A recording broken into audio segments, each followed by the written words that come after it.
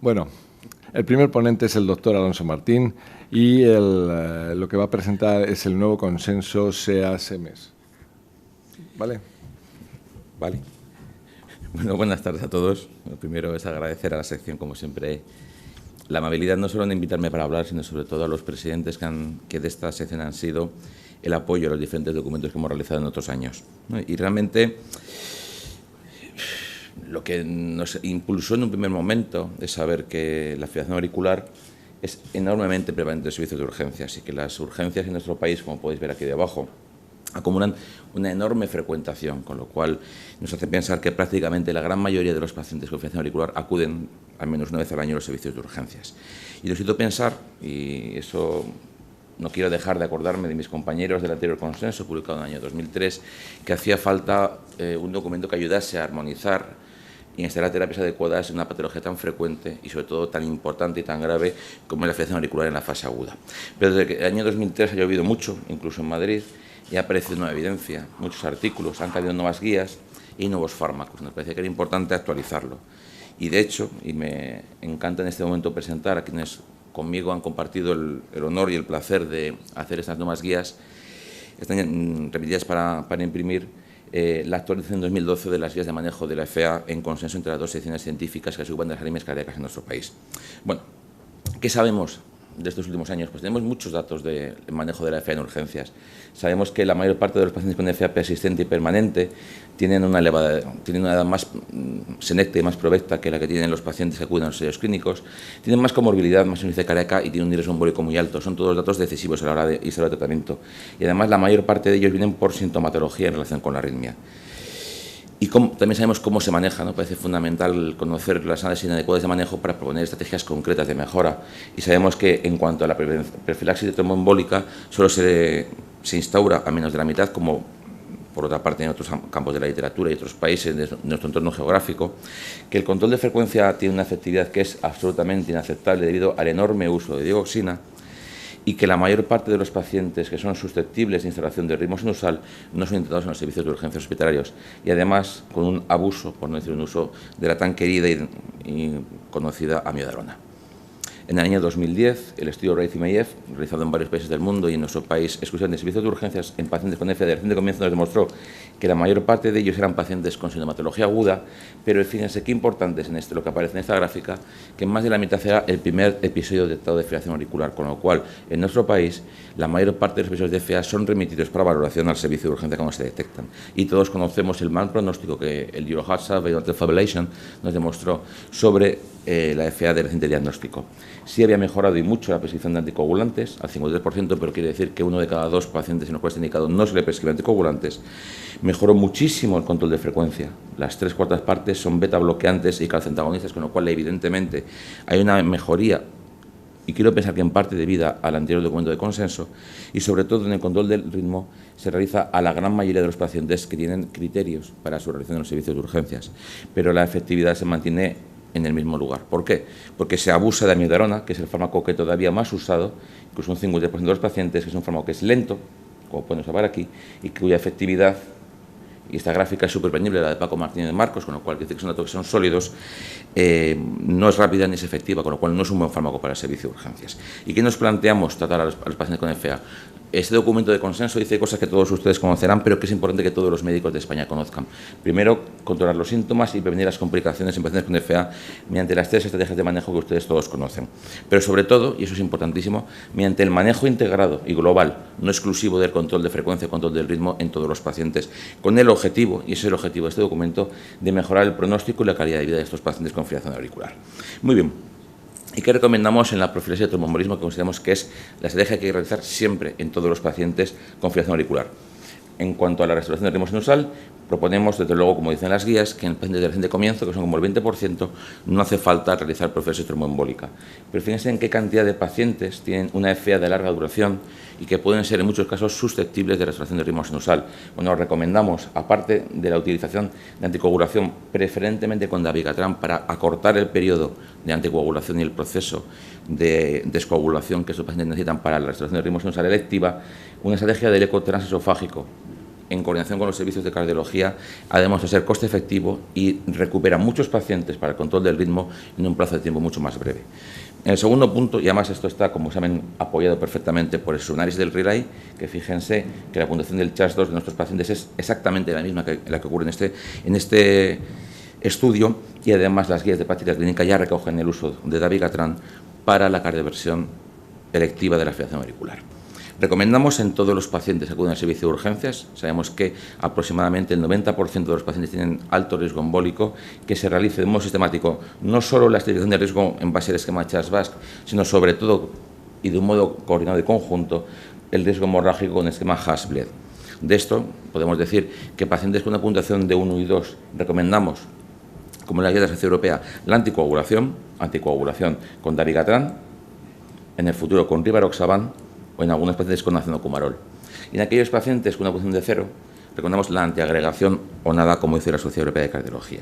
Y siempre, en paralelo, que indicamos un anticoagulante, evaluar el riesgo hemorrágico para extremar la vigilancia si este riesgo es elevado y el límite arbitrario de 3 nos parece razonable, o poner tratamientos con menos riesgo hemorrágico.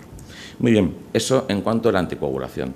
Segunda estrategia que salva vidas y mejora la calidad de vida es el control de la frecuencia. Pacientes con cerca del 55% de pacientes que acuden a urgencias tienen una respuesta ventricular rápida. Sabemos que el control de frecuencia alivia síntomas y previene complicaciones, o sea, que encaja perfectamente dentro de los objetivos que nos hemos planteado a elaborar las guías de manejo de la fibrilación auricular. ¿Y cómo nos lo planteamos? Pues en base al estudio RACE-2, primero un control, digamos, laxo o no estricto, no sabíamos bien cómo traducirlo, esto ha sido un tema gravísimo, traducir lenient, no sé si alguno tiene alguna idea mejor de cómo traducirlo, que nos lo diga porque estaremos encantados. Y en caso de que el paciente persista asintomático, proponer en consulta o en siguientes visitas al servicio de urgencias, porque el paciente con FA vuelve a los servicios de urgencias, hacer un control estricto que es por debajo de 80 en reposo. ¿Y con qué fármacos? Con beta-bloqueantes. Claramente con beta-bloqueantes, salvo en el 20% de pacientes que tienen insuficiencia cardíaca, en cuyo caso recomendamos el tratamiento de esta complicación como el mejor modo de controlar la frecuencia cardíaca.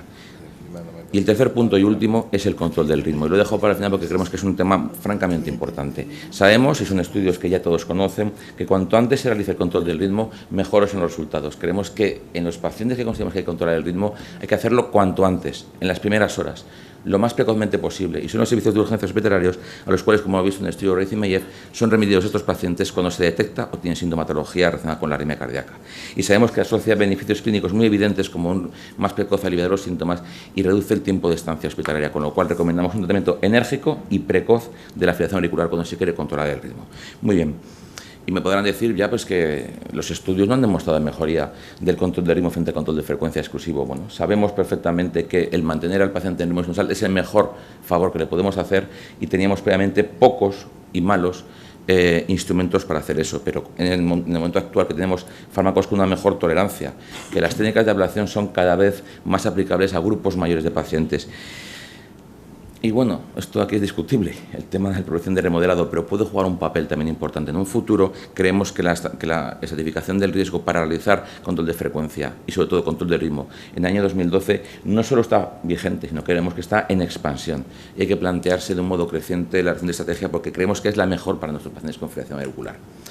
¿Y qué factores de decisión hemos establecido? Factores de decisión que sean sencillos y aplicables a todos los clínicos de todos los servicios de urgencia de nuestro país, independientemente de la complejidad del hospital en el cual asienten. Primer punto, ¿cuál es?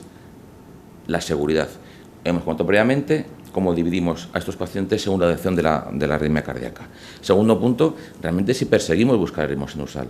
Más que si perseguimos, creo que es más fácil ver en quiénes no lo perseguimos o en quién creemos que va a ser poco probable el mantener a largo plazo el ritmo sinusal. Bueno, esto ha cambiado mucho desde el año 2003. Realmente las terapias de ablación han cambiado mucho las reglas del juego. Entonces pensamos que pacientes muy añosos, con muchos episodios de FA, que no son buenos candidatos por el riesgo porármico, para el mantenimiento del ritmo sinusal y que no son susceptibles de ablación, son los malos candidatos al control del ritmo. Pero la mayor parte de los demás pacientes sí lo serán, o en la forma aguda o de modo electivo en la consulta de cardiología, candidatos para el control del ritmo de la fibrilación auricular. Y el tercer punto, y eso, si quieren, luego lo podemos comentar, pero creo que sigue plenamente vigente, es si el paciente tiene cardiopatía estructural.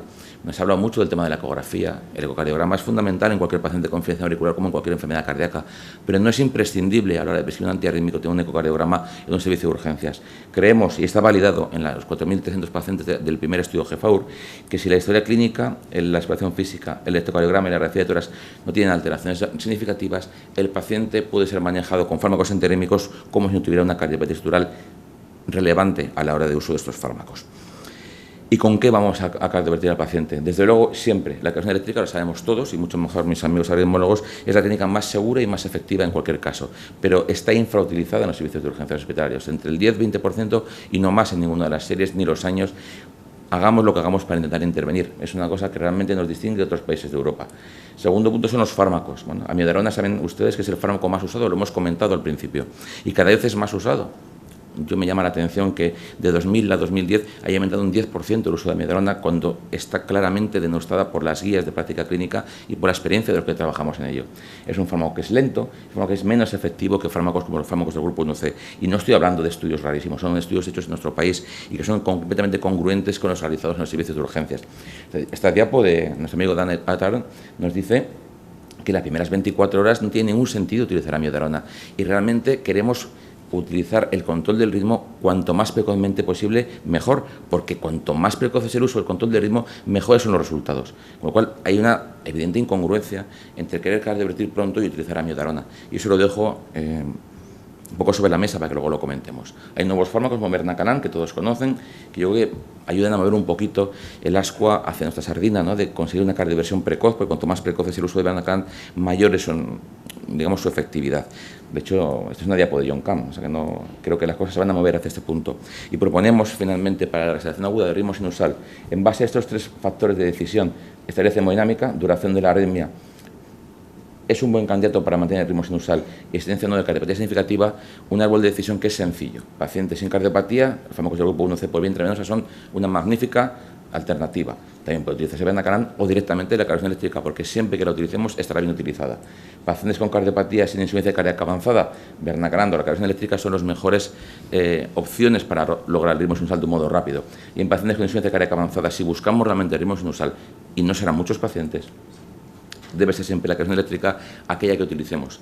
Y esto, que es una iniciativa del doctor Lozano, nombramos amiodarona, una alternativa en caso de rechazo a la cardioversión eléctrica o de contraindicación para Bernacanán en pacientes con cardiopatía estructural.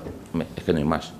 Así que realmente ahí queda donde pensamos que debe estar amiodarona. Y para finalizar y no aburrir mucho estas horas de la tarde, al paciente que restaura el ritmo sinusal sabemos, por estudios que son muy clásicos de Isabel Van Gelder, por ejemplo, que si no ponemos un fármaco o una terapia para mantenimiento del ritmo sinusal, el paciente no va a estar mucho tiempo en ritmo sinusal. Sabemos que la primera limitación para el uso de fármacos es su seguridad.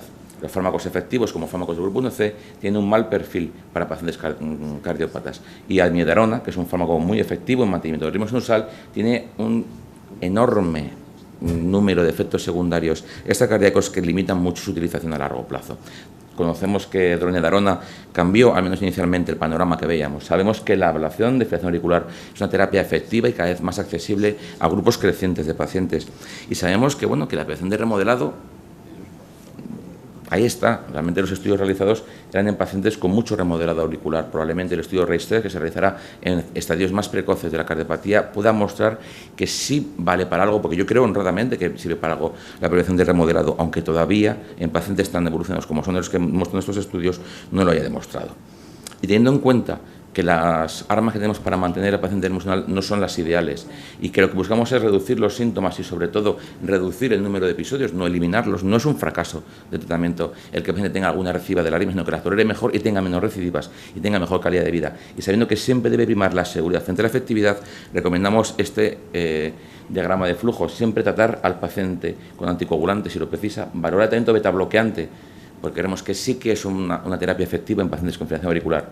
Y en pacientes sin cardiopatía, todos los fármacos, flecainida, propafenona, dronedarona, isotol, son utilizables y probablemente de un modo secuencial. En pacientes con cardiopatía isquémica o hipertensiva, creemos que dronedarona puede ser una buena opción terapéutica, pero en pacientes con disfunción ventricular izquierda o con insuficiencia cardíaca franca, hay que pasar a amiodarona y tener siempre en cuenta, desde los escenarios de la fase aguda, que la ablación con radiofrecuencia de la fibrilación auricular es una terapia que podemos ofrecer a nuestros pacientes. Debemos rescatar a esos pacientes con una aurícula decente antes de que se deteriore más y ya de la consulta de cardiología 6 meses después sea o no mandada para una ablación de venas pulmonares o de la terapia que decían en la unidad de arritmias. Con lo cual, y para acabar, creo que la utilización de esta manera, digamos, adecuada y sobre todo actualizada del manejo de la FA, el enfoque de un tratamiento más enérgico y más precoz de la arritmia y sobre todo incrementar la implementación de esas terapias en los servicios de urgencias hospitalarios puede contribuir a una cosa que creemos que es fundamental, que es a mejorar el pronóstico y la calidad de vida de estos pacientes. Y esto es, y quiero aquí dar las gracias a mis compañeros que me han acompañado en este largo camino, pero sobre todo apasionante, que es el objetivo que tenemos todas nuestras dos secciones científicas. Muchas gracias.